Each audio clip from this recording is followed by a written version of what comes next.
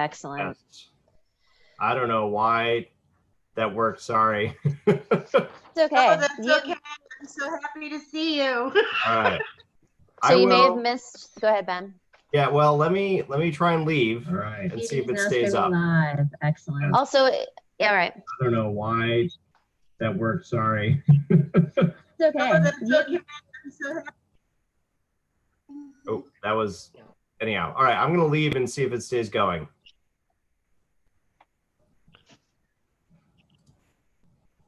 You better answer your phone. Okay, and it still says we're live on.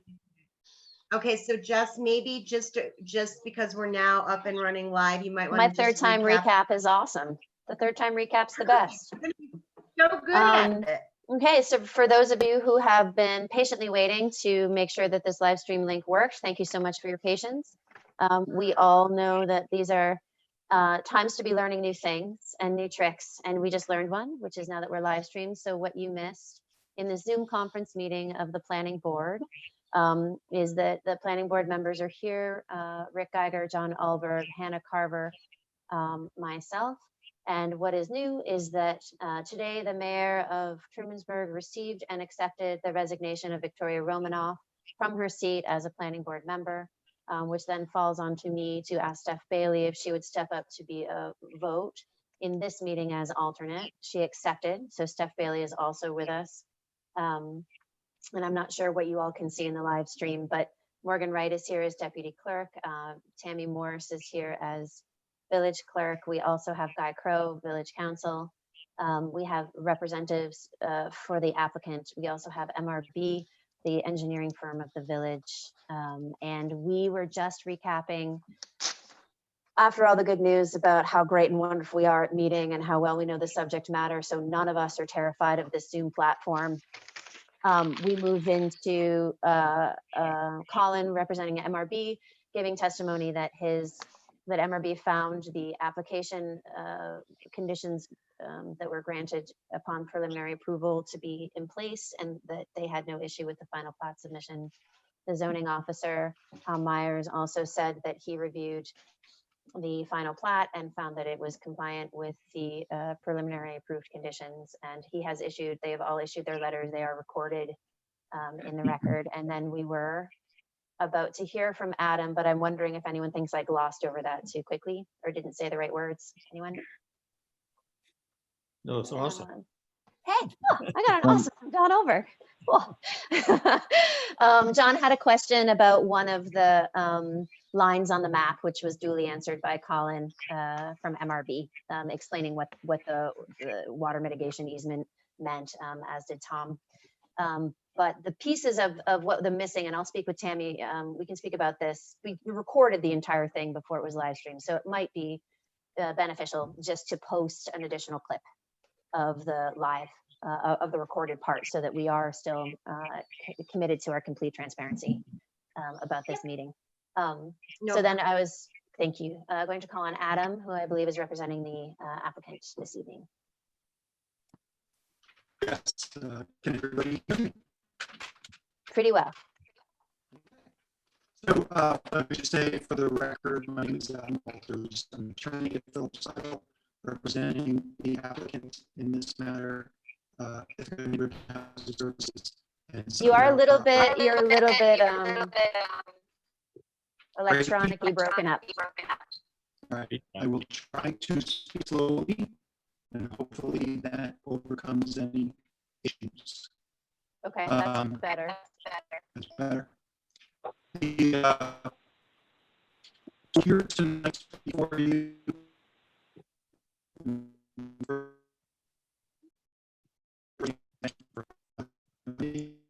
I'm sorry to say that you're unintelligible at the moment. I can't believe I'm saying that. We can't hear you. You know what? Let me dial in. Oh, good idea. So let me put on mute.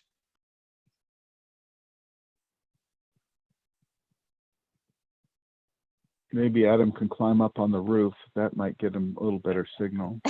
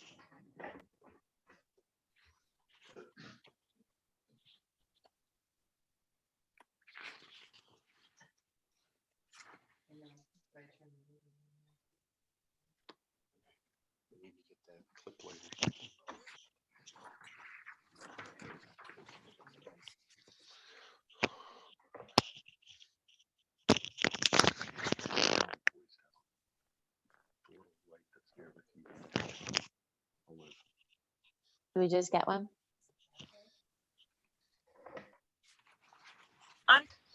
All right, can everybody Yes. hear me now? Great. Yes. Excellent, all right. Although So, actually, I'm sorry. Can you turn the mic off on your computer? I did, Yeah, we have a little bit of but I think feedback. I have to, yeah. The give me one speaker on second. your computer. Oh, what did I say? Oh, I'm sorry. The speaker. Thank you.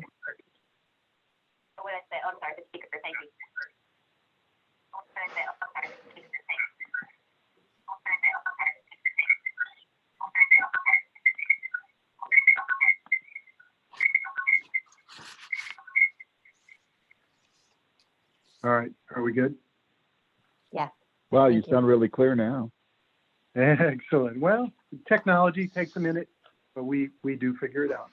All right, so let me say for the record again, my name is Adam Walters. I'm an attorney at Phillips Lytle, representing Ithaca Neighborhood Housing Services and the applicant in this matter, and Sundial Properties. We're here tonight before you for final site plan, or I'm sorry, final plat approval. We have already received final site plan approval from Tom as the zoning officer. Under your code, the zoning officer issues final site plan approval. So we're here for final plat approval. And if I can, I'll give a brief update on things that have gone on since we were last before you on October 24th, when you issued preliminary plat and site plan approval.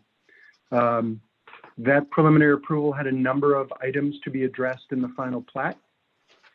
We spent a good part of January kind of doing those changes to the plat. Andy's done an awful lot of work to address all the conditions. We wanted to make sure when we formally submitted for final plat that we had really addressed all the issues. You have a very short window under your code, the Village Trumansburg subdivision code, for making a decision. It's only 45 days. So we actually sent it as a draft to MRB and the zoning officer prior to formal submittal. And that generated the letter that Lance and Colin mentioned earlier, and the letter from the zoning officer. So once we had addressed all of those issues, we then submitted formally for final plat approval on March 6th. And that is the plat that is really before you now. In terms of project updates, let me just say the project has been fairly successful at getting some fairly significant grants. So I think you already knew there was a NYSERDA grant for $1 million for energy efficiency and affordable housing. Very exciting. We've also received an ESD grant for the nursery school for $250,000. And Tompkins County has contributed $300,000 from the Community Housing Fund. So progress continues. The main next step for funding is state applications are due in June, and having final plat approval will be an important part of that application. So we're excited about that. Again, I think between all the back and forth and review that has gone on between the zoning officer, MRB, and the village attorney, and now the board members, I think we have covered all of the major issues that needed to be addressed relative to the final plat. Most were really adding notes to the drawings, clarifying things. The easement that John asked about earlier, part of the stormwater review process, and the stormwater operating and maintenance agreement that we've been working on with Guy. The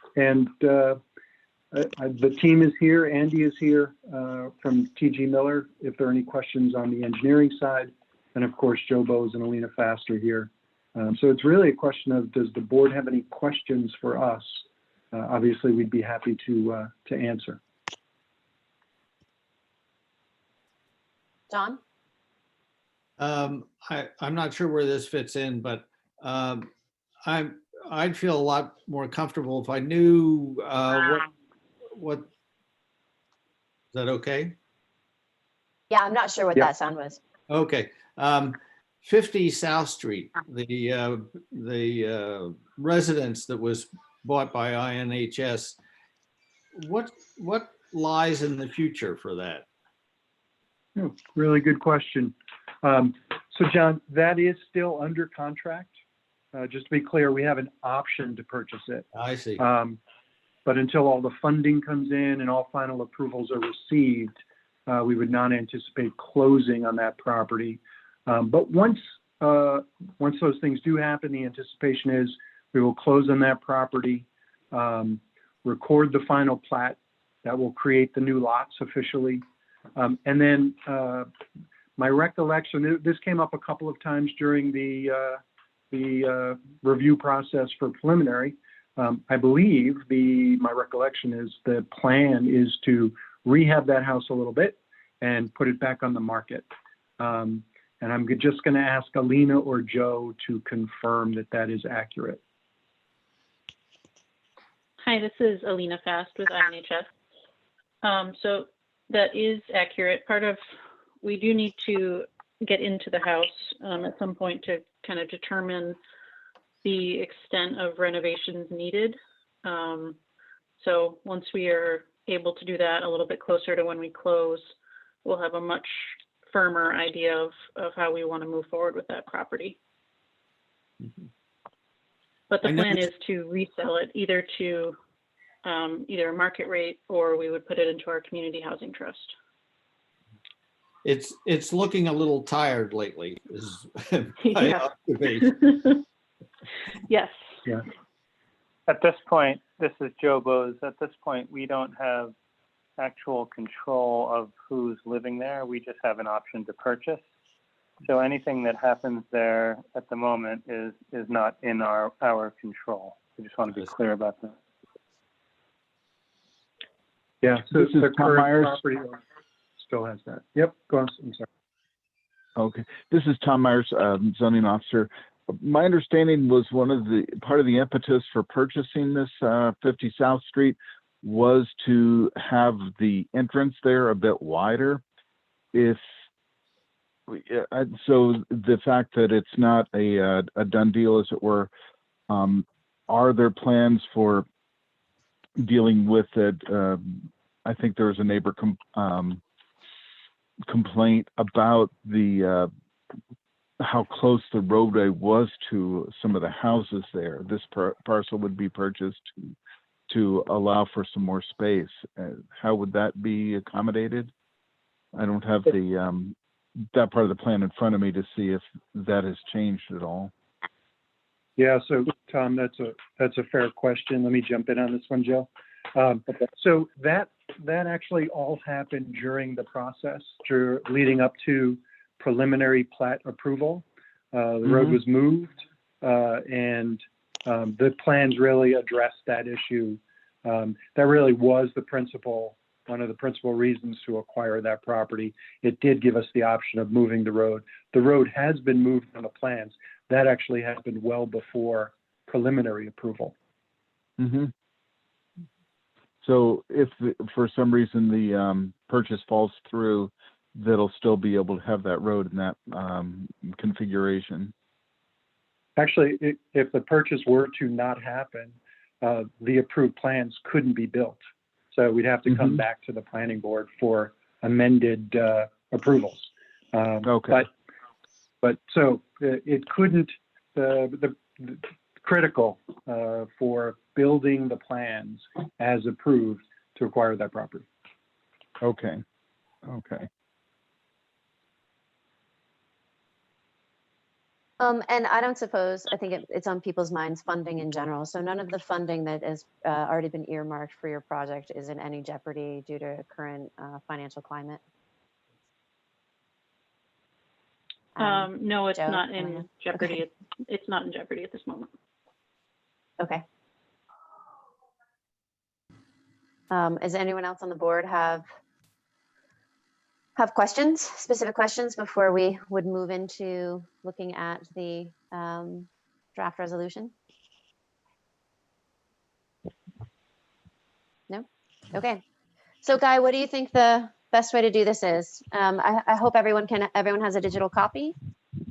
It's fairly short. Guy, do you have a recommendation on the best way to go through this? Well, consistent with what I think was your prior recommendation, each page is numbered and each line is numbered. So barring any typos, which I hope have been caught by now, I think probably the best thing to do is just try to go page 1, page 2, page 3, and find anything that there are questions or concerns around, or anything that may need rewording, objections, additions, deletions. I mean, you could go person by person, but just in my experience, once you get more than 4 pages, that gets a little difficult because you start ending up with layers of comments. So I just go page at a time, and if there are material changes that require discussion, so be it. If they're minor changes, then they can be duly noted and moved as amended, and if acceptable, accepted, and if not acceptable, not accepted. Cool. Did Congress do this with the 728 of the CARES Act? Which, oh, sorry, small interjection. I now get to read as part of my job. Isn't that great? I'm psyched. Okay, actually, I'm psyched. Does everyone have a numbered lined copy that they're looking at on the planning board? John, do you have a lined copy? Yes. Yeah. Okay. I don't think mine is numbered in line, but it doesn't matter. It doesn't matter. Okay.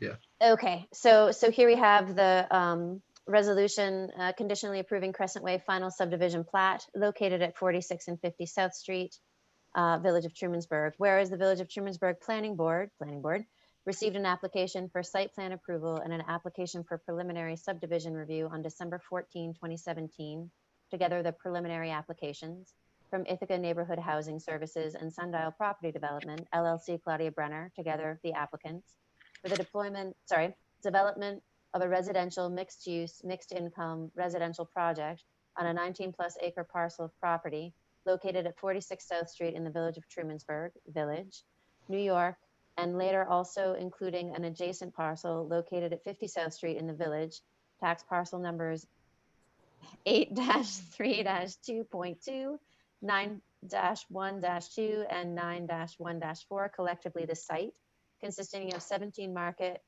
rate for sale units, 10 affordable for sale townhomes, 6 affordable rental townhomes, 40 affordable rental apartments in a 2-story elevator building, and a standalone nursery school, individually and collectively the project. And whereas the planning board adopted a negative declaration for the project pursuant to the State Environmental Quality Review Act, SEQR, though it should be pronounced SEQRA, and the provisions of the Trumansburg Village Environmental Quality Review, VEQR, on October 25th, 2018, and issued conditional approvals of the preliminary applications on October 24th, 2019. And whereas the applicants prepared a draft final subdivision plat dated February 14, 2020, and at the direction of the planning board submitted it to MRB Group, the village engineer. By the way, you should chime in at any point because I'm not looking at your hands if somebody wants to change anything. And where did I just leave off?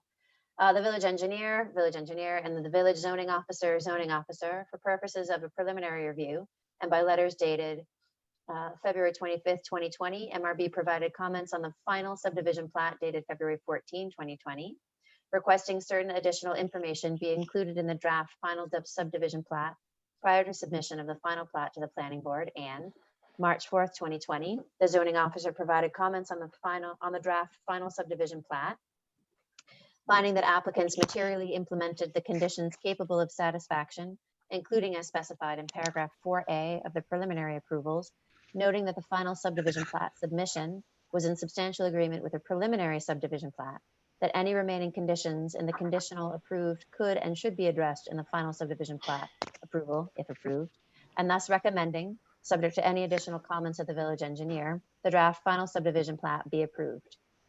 And whereas on March 6, 2020, applicants submitted an application to the planning board for review and approval of the final subdivision plat, which included a revised final subdivision plat dated March 6, 2020, the Planning Board's October 24, 2019 resolution conditionally approving the preliminary applications, the MRB final plat comment letter, a copy of the draft stormwater operation, management and reporting agreement, the SOMRA, and the zoning officer's draft final plat comment letter. And whereas MRB thereafter reviewed the final subdivision plat dated March 6, 2020, and in a letter dated March 13, 2020, advised the Planning Board that all of its comments from the MRB final plat comment letter had been addressed, including as to the approval by village engineers and council as to the form of the SOMRA. And whereas the applicants appeared, so this is the update with the Zoom, whereas the applicants appeared through the Zoom meeting service at a special meeting of the Planning Board held April 9th, 2020, which was duly noted and posted to the village website and was accessible to the public. You got to the public's guy, line 3. Yep, I see it. Via a live stream and has been recorded consistent through the Zoom meeting service or by conference call consistent with directives of the Office of the Governor of New York State for holding public meetings during the COVID-19 pandemic, and after careful consideration of the criteria and standards set out in the applicable laws and regulations, and the project information as herein defined, including the final subdivision plat, dated March 6, 2020, as well as input from MRB, village officers and employees, and other experts and consultants hired and relied upon by the village, the Planning Board now desires to conditionally approve the final subdivision plat. So, big bold.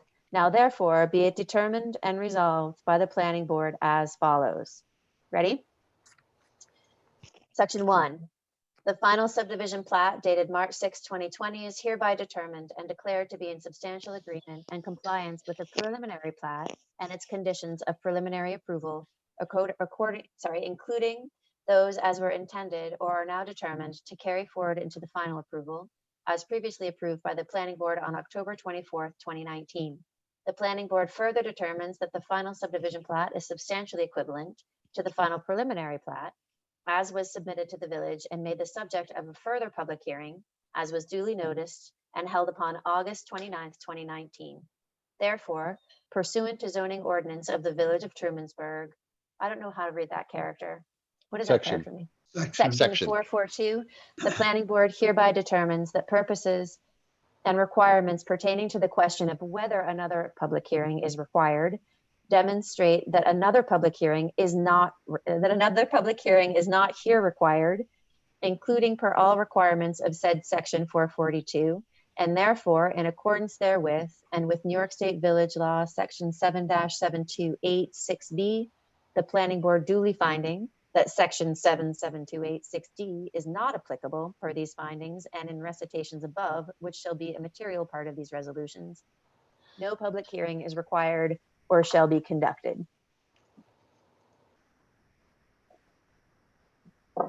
Section 2, the findings and declarations contained in the resolution conditionally approving the preliminary applications are to the extent applicable or not herein amended or suspended, incorporated herein by reference, including without limitation, the waivers and findings, declarations respecting roadways, open space, parks and recreation blocks, and landscaping and buffers, as well as findings related to the seeker and beaker sites suitably and congruence with comprehensive and master planning. The Planning Board has caused the FEAF parts 2 and 3 and any related finding statements to be re-reviewed in respect of the various mapping and other changes in the final subdivision plat, including changes made to comply with conditions of the preliminary subdivision plat and preliminary site plan approvals, as well as changes made to address and respond to matters raised in the MRB final plat comment letter, and has found that these changes do not individually or cumulatively cause any new impacts or cause individually and cumulatively any impact previously deemed non-existing or minor to be, become, or have the potential to become a moderate or significant negative impact. Therefore, the Planning Board further finds and declares that such changes are in the material compliance with preliminary approval conditions, including to mitigate any actual or potential negative environmental impacts. There is accordingly no change in analysis and thus no need for any supplemental seeker-beaker review, and the existing seeker-beaker findings and negative declaration be and hereby are continued. She looks at the screen, she looks at the other screen. The final subdivision plat dated March 6, 2020, as contained in the final plat application, be and hereby is approved, and the chair of the planning board is authorized and empowered to sign, endorse, and seal the final subdivision plat upon completion of the following conditions, and this conditional approval of the final subdivision plat shall expire 180 days after the approval of this resolution, unless the planning board grants an extension, if warranted, in the discretion of the planning board, and not more than 2 additional 90-day extensions shall be granted. Okay, 3A, project infrastructure costs. Applicants shall submit an estimate prepared by a New York State licensed engineer and sealed accordingly as to the construction costs of all roadways, sidewalks, pathways and trails, public amenities, sidewalks, erosion and sediment controls, landscaping, public lighting, stormwater infrastructure, guide rail and culverts, collectively the project infrastructure, which calculation may be reviewed and revised by the zoning officer based on DPW, village engineering input, or other sources as determined reliable by the zoning officer, and a final number shall be set forth by the village as to the cost of such amenities and improvements as are to be dedicated. This is then referred to as the engineering calculation. For purposes of the engineering calculation, quote unquote, roadways shall include all grading, lanes, curbs, culverts, and related infrastructure, including sidewalks, walkways, and all utilities and appurtenances necessary to obtain building permits or certificates of occupancy. 3B, sewer permit approval. Applicants shall receive approval from New York State Department of Environmental Conservation, the DEC, and the state and Tompkins County Health Departments, together the DOH, for the proposed sanitary sewers servicing the project. Such approvals shall be filed with the village prior to the issuance of building permits or certificates of occupancy. Section 4, applicants shall file the final subdivision plat with the Tompkins County Clerk within 60 days of the date upon which the chair of the planning board signs the final subdivision plat, and the following conditions and requirements shall apply to the subdivision and the approval thereof. A, meetings, communications with village. Prior to commencement of construction activities and the issuance of building or ground disturbance permits or approvals, a pre-construction meeting is required with and between village staff, that being the CEO, engineer, zoning officer, planner, etc., applicants, contractors, and any utility providers.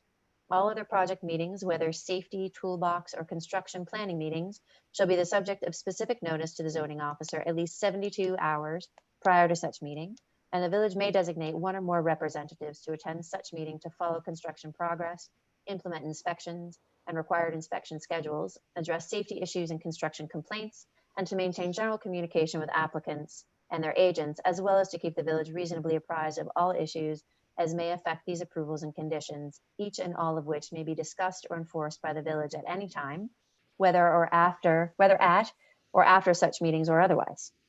This condition shall terminate upon the completion of the project infrastructure. We will not join lunch toolbox meetings after the completion of the project infrastructure, the conclusion of construction activities, and the issuance of the last certificate of occupancy for the last building, but will not apply to the market rate homes or lots. Question on that one. Yes. Are there any boundaries on that that need to be included in here? I mean, is it any time, anywhere, any place somebody can be assigned to go out and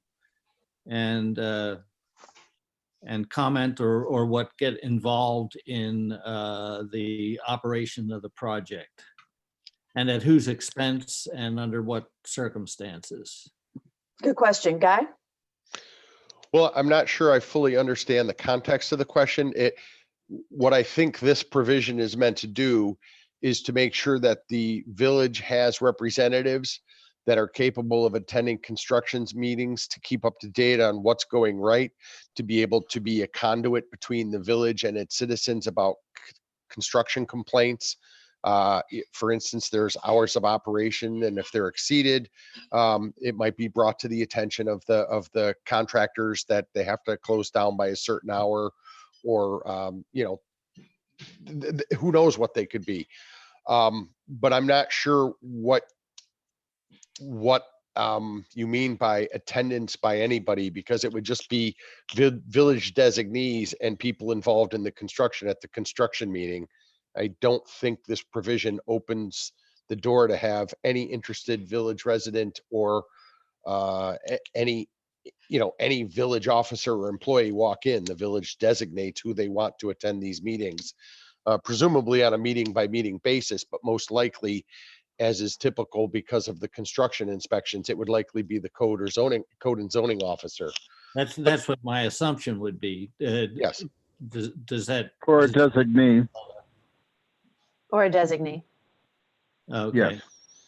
Right. I mean, there So- might be a situation where the village might want to have its engineer attend, or it might want to designate someone else depending upon the subject matter of that meeting. But normally in the construction meetings, it is the code officer that attends. And very often he's already on site doing inspections anyway. So it sort of makes sense. But I just wanted it to be open, and the village can designate who it wants, because there will be meetings where, especially when you get into stormwater, where we may want to have our engineers there. Mhm. Hard to know exactly who it may be, but the village decides. Okay, so basically, you don't think that needs to be nailed down any more than it is already? Yeah. You can if you wish. I prefer the flexibility, but if you want to say that one of the designees shall always be person X, you certainly could do that. Well, the one piece of this, let me, if you don't mind if I Yeah. chime in here, that sort of assures all of this is it says that all other project meetings of basically of any kind will be the subject of specific notice to the zoning officer at least 72 hours prior to the meeting. So that's sort of the way that you get your hands around what's going to happen, who knows, whether the right people are going to be there, and whether there's sufficient time to make it happen. And that seems like, to me at least, that seems like that would be sufficient. Mhm. Well, and also depending on the nature of the meeting, there might be a number of these meetings that there's no need for the village to attend. It's just, it will depend on what the issues are and what's going on in construction, and hard to know. I mean, if there's additional executive orders that come into play, we may be attending them all. But normally it's once or twice a month, usually on larger projects, that somebody attends a meeting. Not every single toolbox or worksite safety communication meeting, how to run an elevator, how to climb a scaffold. Not every one of those meetings is something we need to attend, but we would have the right to if we wanted to. And we always have the right to the zoning officer to get notice of those meetings. So, I think that's the big issue. Just make sure that the village and the zoning officer is notified, and that's right there. Well, and I'm glad that we're pausing on this, because there had been, again, just in the spirit of transparency, in the spirit of cooperation, in the spirit of, these are not surprises. If we find, nothing is a surprise, and it's, due process is being taken all the way. It's continuing on. Are we satisfied with this section now? I am, yes. yes. Okay. So it's, what am I at? 4B, sewer system construction. No certificates of compliance or occupancy shall be applied for or delivered until, upon a building by building basis, all sewer permits and approvals have been duly obtained and the sewer properly installed. All as-built mapping is submitted to and reasonably approved by DPW on advice of the village engineer, and duly approved by the planning board as required by subdivision requirements at section 450, and such system and appurtenances are tested and operational and duly dedicated as required. C, water system construction. No certificates of compliance or occupancy shall be applied for or delivered until, upon a building by building basis, all water system permits and approvals have been duly obtained and the water service properly installed. All as-built mapping is submitted and reasonably approved by DPW on advice of the village engineer. And such system and appurtenances are tested and operational and duly dedicated as required. How many more times am I gonna have to say that word, Guy? As many as I can add in. There's quite a Now that few you- more. Now that you know it's my favorite, okay. It's a great word, because that's what a lot of this stuff is. Am I saying it right? Appurtenance? Yes, it's close enough. Excellent. Appurtenances. There's a special key on his board that It's just that he autocorrects as soon as I say PP. Roadway construction and dedication. No certificates of compliance or occupancy shall be applied for or delivered until all highways and roadways and their appurtenances, including but not limited to curbs, gutters, culverts, monuments, signage, intersections, grades, turn radii, turnarounds, and construction requirements are completed per plans and to the reasonable approval of DPW and the village engineer. As-built mapping of the same is submitted and duly approved by village DPW, and such roads and infrastructure are inspected and accepted for dedication as required by the village board of trustees. Without affecting any dedication proposal, the village may elect to delay pavement top coating for up to 6 months to protect the roadways from ongoing construction impacts, and such determination shall be made by DPW and approved by the village zoning officer upon such terms as the village may elect. You know that the roadway had been a topic of conversation at preliminary. We're all satisfied, yes? Yes. Great. Maintenance guarantee Yes. prior to this, sorry? I think I somebody was just said agreeing with you, good. ma'am. Oh, I was just agreeing with you. I'll take it. I'll always pause for agreement. Prior to the start of construction, the applicant shall provide a 1-year written maintenance guarantee on all project infrastructure, including landscaping, upon such terms as reasonably required by the village, with roadway timelines to be measured from the date of the final top coating. Such maintenance guarantee shall not include snow plowing or other maintenance related items not related to the design and installation of project infrastructure. F, general signage and labeling. Applicants shall install all required road and wayfaring signage as directed by the village DPW or zoning officer. All signage must meet New York State Department of Transportation requirements, including as may be set forth in the MUTCD. Should we say what that is? What's the MUTCD? Manual of Uniform Traffic Control Devices. Ah, okay, cool. Applicants shall assure proper building labeling relative to trusses, fire accesses, and addresses, including with input and approvals from the village code enforcement officer and any applicable fire department, fire chiefs, and Tompkins County 911. G, stormwater. Prior to engaging, yep. Can I interrupt real quick? Can we Absolutely. go back to E, the maintenance guarantee? Yep. Sorry, I was just thinking about this. It says prior to the start of construction, the applicant shall provide a 1-year written maintenance guarantee. So the 1 year starts at the start of construction, or the 1 year starts at the end of construction? I'm just curious about that. Fair question. All right. Elsewhere in here, and I guess I'll have to see if we get to it, then maybe circle back to it. But Okay. elsewhere in here, there's a reference that says what the life of the guarantee is, and has language saying, except for the road, which shall be measured 1 year from the date of top coating.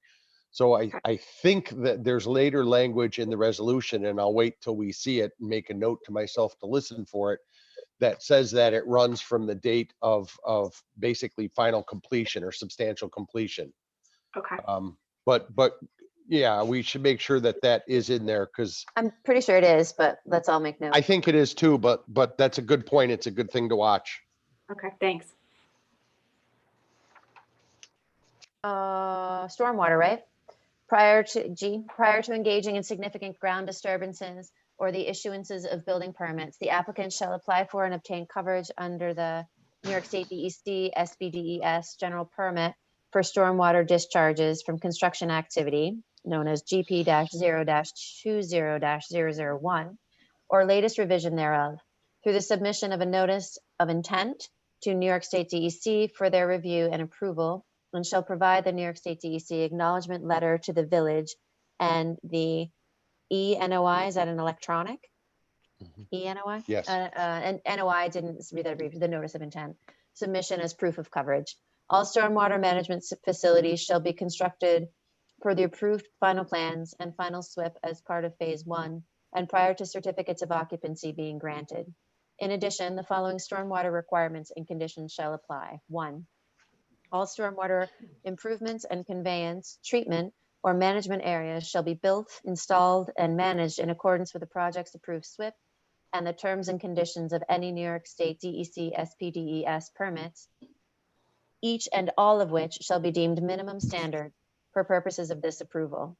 All changes to the stormwater plan or the final SWIP shall be approved by the village engineer, and such changes and approvals shall be documented, if and as required, in the updated final SWIP and updated NOI SPDES permit.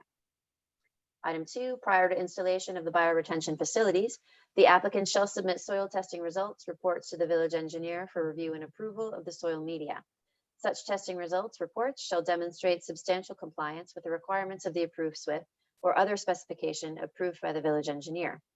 3, prior to obtaining any building permits, applicants shall execute and file as a land record at the Tompkins County Clerk's Office, indexed to the deeds for project parcels, a stormwater operation, management, and reporting agreement, a SOMRA, in a form as approved, in a form as approved the village, maybe by the village. Yep. The SOMRA shall provide for continuous management, maintenance, repair, and upgrades of and to stormwater facilities and systems not being dedicated to the village, and enforcement and collection terms. 4, prior to issuance of the notice of termination, the New York State DEC terminating coverage under the SPDES permit, a final inspection of the site is to occur with village staff and the village engineer, and an approval by the village engineer shall be provided prior to notice of termination, issuance, or permit closeout. Is it necessary to define who the village staff is there or no? Guy? It's Or probably you would've? better not. Okay. Because again, the same notion, appropriate Well, the personage village is being would, available and required. the village would send to that inspection whoever I think they felt was appropriate to be there. My guess would be that Tom would be there, maybe DPW and maybe the engineers, but we'll see. I think for sure the engineer would be there, and whoever else the village wanted to attend probably should have the right to be there. Okay. Great. Okay, H, surety or completion bonds, irrevocable letters of credit, other security. For project infrastructure and prior to issuance of any approvals for ground disturbances for construction activities or building permits, applicants shall supply a completion, performance, or surety bond, an irrevocable letter of credit, or cash security in escrow pursuant to escrow terms approved by the village, any and each of the foregoing individually or in combination being the security, in an amount 15% greater than the engineering calculation as defined above.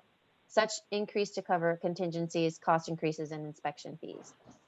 Applicants shall provide security through a New York State licensed surety or insurer as reasonably approved by the village.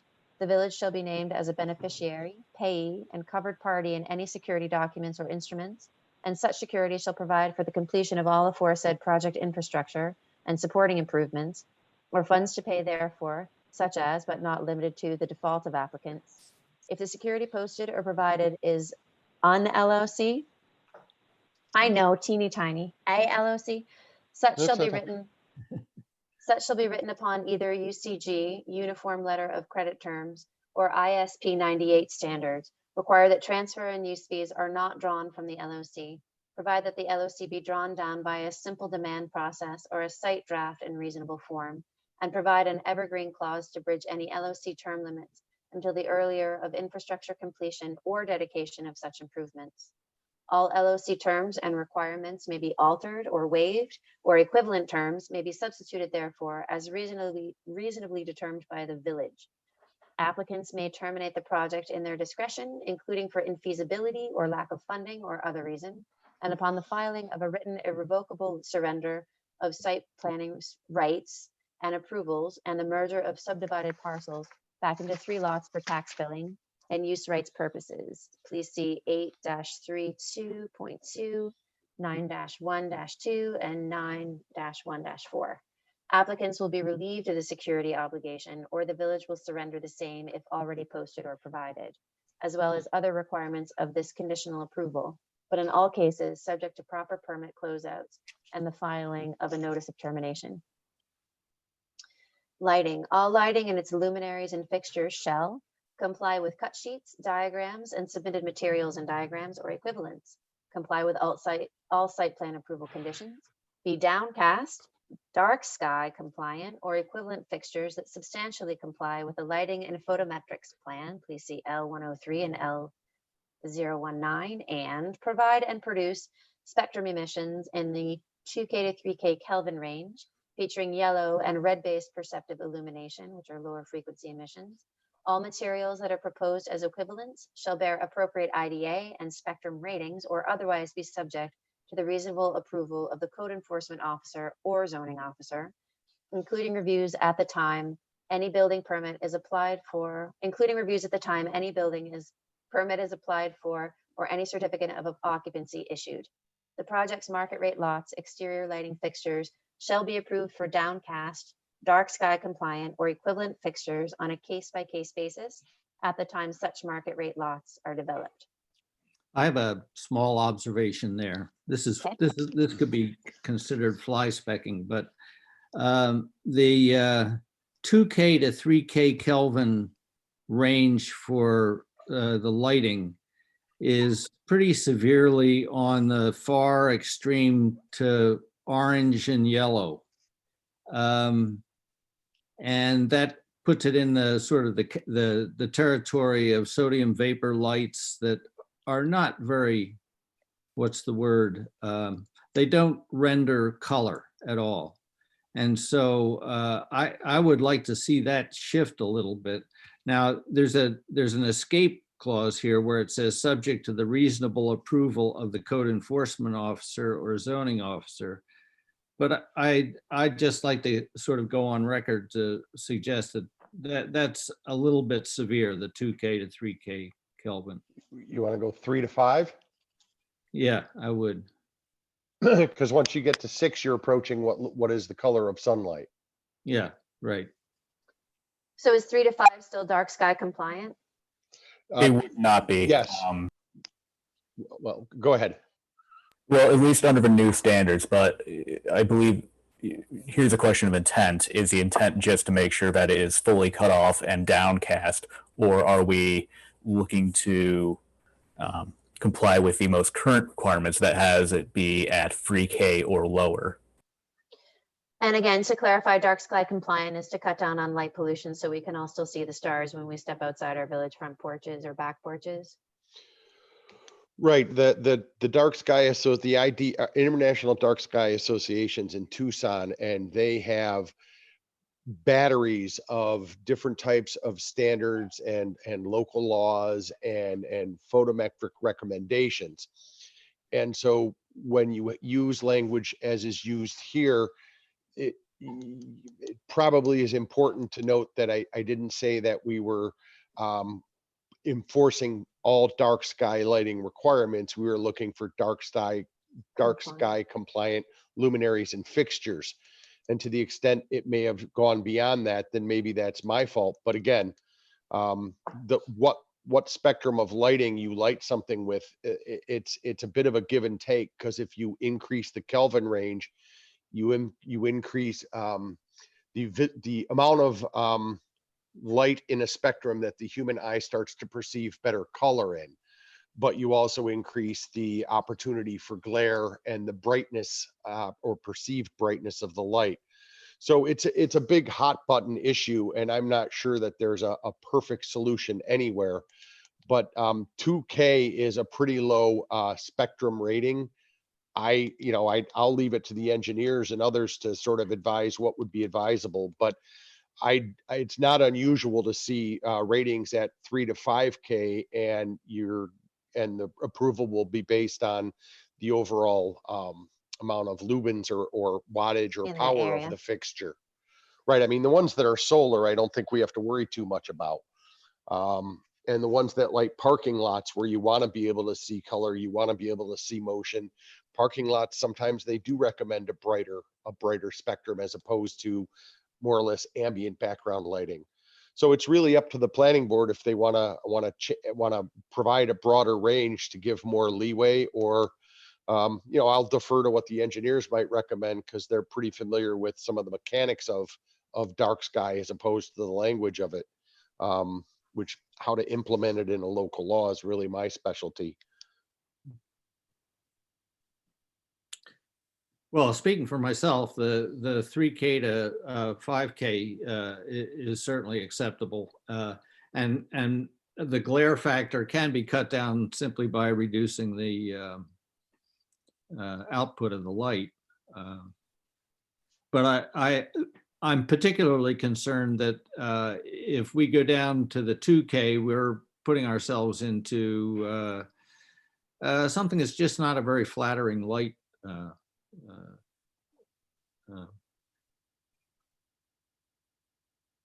So I think that, and But I'm perfectly happy to, I just want to Yeah. open it up and have the engineers take a second look at it. And- so Colin, could you sort of comment on, I think that I'm understanding and in agreement with John's notion that, yes, we want to be as limited light pollution as possible for neighbors and for the village. However, we know that certain low lights or certain super orange things make us uncomfortable. So you're losing one benefit while gaining another. What's the best range then where you feel like all things could be met?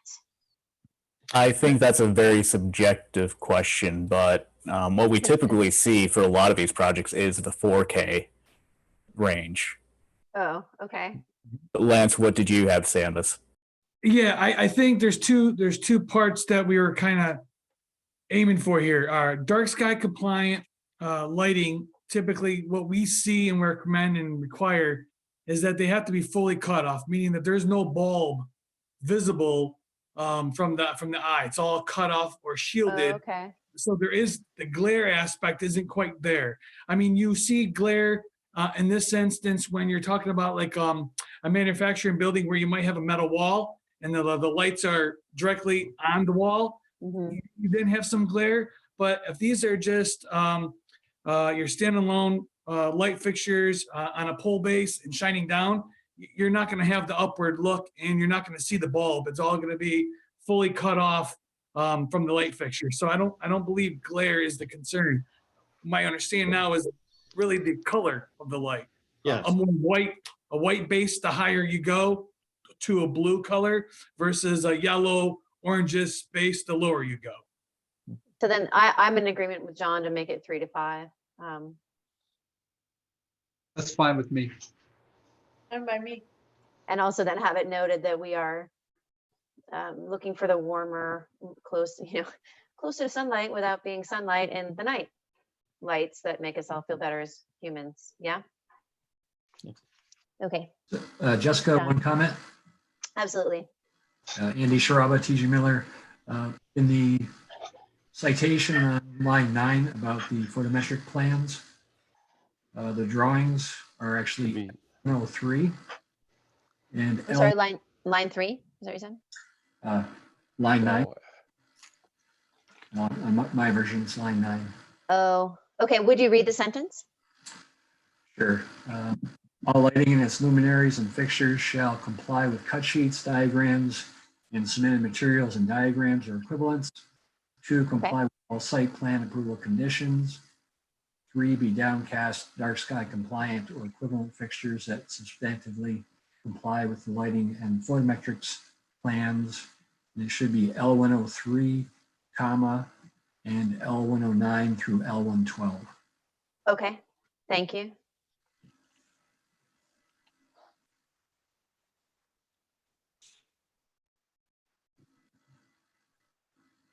Noted. Okay. Guy? Yep, I noted. And if it's going to go 3 to 5K Kelvin, then I think the color shift would be yellow and white base perceptive illumination. Would that be more accurate? We'd be leaving the red realm, the red and orange, once you cross 3. Yeah, right. Okay.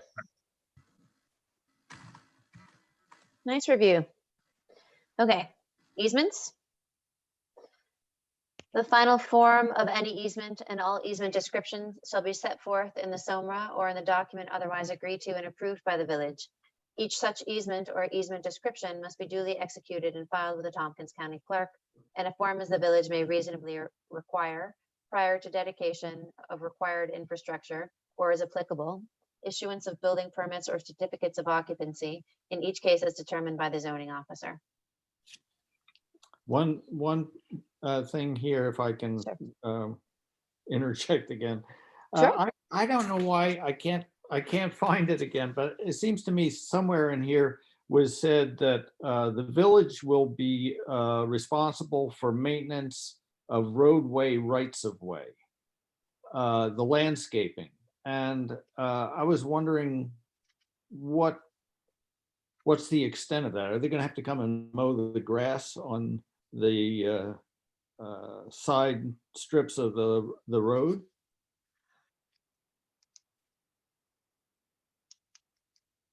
In this resolution or in the application?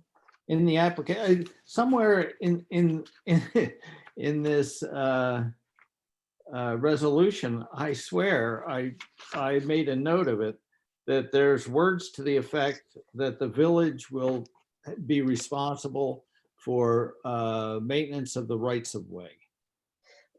John, would you mind taking a minute to look for that? Because also, Guy, we didn't get the language about the Yeah, guarantee. and right, and the reason that I just figured out that is because the requirement for the guarantee is actually in the site planning. Okay.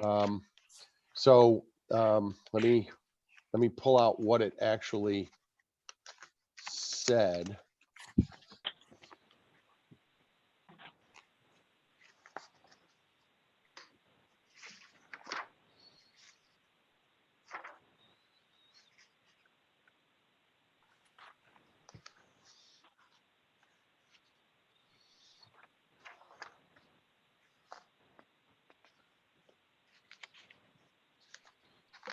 Okay, so in the site, it says written guarantee for a 1-year maintenance guarantee by applicants on all public infrastructures, including landscapings with roadways to be measured from the date of final top coating shall be signed and approved by applicants in village as a condition of final site plan approval or final subdivision plat approval.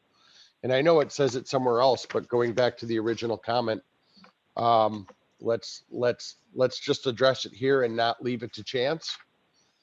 Yeah, I think I found it. Okay. Okay. It's actually in that former document, the March 6th Draft version. yeah, draft version. And it's on page 16 with these words. Landscaping and buffers. All final submitted landscaping shall be built and maintained by the applicant, except that any landscaping within the public rights of way shall be maintained by the village, where and as depicted in the project information and related site plan renderings and mappings, et cetera, et cetera. So I just, I guess my question is, how far does that go? I mean, is that committing the village to mowing grass on the rights of way of the roadways?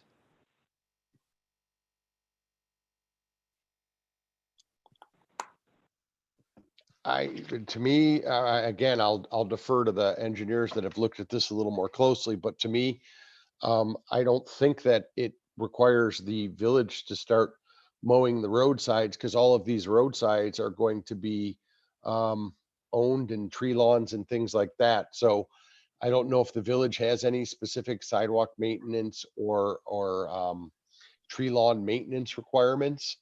That's how I always envisioned it would happen. I guess I'll But see what others have to say. And Well, it John, I'm doesn't sorry, get- what document are you referring to right now? Well, the document I was referring to was the preliminary one, the one that the bound document that we got a week or so ago. So it doesn't show up in the. Let me, Yeah. if I can jump in for just a Sure. second. So that, John, is actually your preliminary approval from October. And that's in the site plan section. Right. So the document that was attached, that is the preliminary site plan approval. And really that language, I remember when we drafted, it was really intended to make clear that once the applicant puts in the landscaping that is in the public right of way, the trees, it is not responsible for maintaining those trees. That really was what that was, that language was about. And that is in the approved site plan section. Got it. So not particularly, not directly relevant to the issues and for the final plat and some of those things we just addressed. Right. Okay. I'm okay. I just wanted to be clear on it. Okay, and then if I may, this is Lance. Typically, when we see these as well, it's strictly for the purpose of the utilities located in the right of way. The village, in this case, would want to have the ability to maintain everything in the right of way so they don't jeopardize the infrastructure that's there that they own and maintain. In this case, it would be the trees. But the mowing typically would still be privately done, not done by the village. Mhm. Okay. and if I can jump in to address the maintenance guarantee issue, because it's in the site plan, and if we just want to say, for just to make it absolutely clear, add a sentence at the end of subdivision E that says, such guarantee shall run and be measured 1 year from the date of project completion and the issuance of the last certificate of occupancy, but not including the market rate lots. So that the maintenance guarantee is from the closeout of the project and for 1 year thereafter, and then plus whatever the top coating extension might be. And I think it was Stephanie that made that comment. Would that Correct. address that concern? Stephanie gives a thumbs up. Okay. Yeah, thank you. That's great. Okay. Nice catch. Thank you. Okay. Are there any other points that have occurred to anybody in the recitation or reading of the above? Okay. So then if there's no further questions or discussion, then we are then in the last words, which would be that if there is a motion to adopt the foregoing resolution as offered by the planning board. Jess, there's this one thing, that part that you didn't read, but Vicky's name is still on here too. And I don't know if we need to adjust that with my name. We will. Yeah. Okay. And again, that's the beauty of having a draft. So the guy doesn't move things forward. So this is something that was prepared, right? So you could also have had a preliminary disapproval prepared if you found things or conditions not been met. We will, absolutely. Also, I'm not signing anything today. It's draft, which is actually an interesting point. We can ask that at the end. So if I'll move for adoption of the resolution. Thank you, John. And Hannah seconds. So I'll call a vote. All in favor of adopting the resolution as read and listed here. All in favor, say aye. Aye. Aye. Aye. Any opposed? That was unanimous. So this resolution is adopted. Do I have to say any other magic words? Well, I just not to be really technical, but can you do a formal roll call vote just so it's very clear, because people listening won't necessarily, and it's the more proper way to do it with a resolution as opposed to a motion. Great. So then let's take that vote again. We have the motion, we have the second. Tammy, do you want to call roll call for votes? I'd be happy to. Rick Geiger, Aye. John Alberg, Aye. Hannah Carver, Aye. Jeff Bailey, Aye. and Chairwoman Giles. Aye. Thank you. Oh, you're welcome. Okay. Well done. So then, thank you, Tammy. So then, is this going to get mailed to me? I sign it. Are we e-signing? How do you want to do it, Guy? Do you want me to? Well, how do you want to handle it? Normally it would just be you'd certify the final resolution, and you can sign it if you want. That sometimes the resolution is signed, sometimes it's not, but the final document should obviously be filed with you.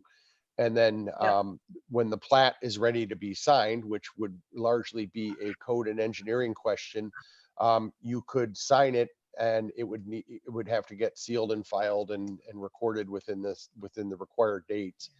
And there are a few other things to sign and file as well, and they're all sort of spelled out. And we, I believe at MRB's suggestion, are trying to conference a meeting next week to make sure that things like the stormwater and the stormwater agreement and all the easement descriptions and getting everything signed and filed and having a sort of step-by-step operational plan so nothing slips between the cracks is already in the planning.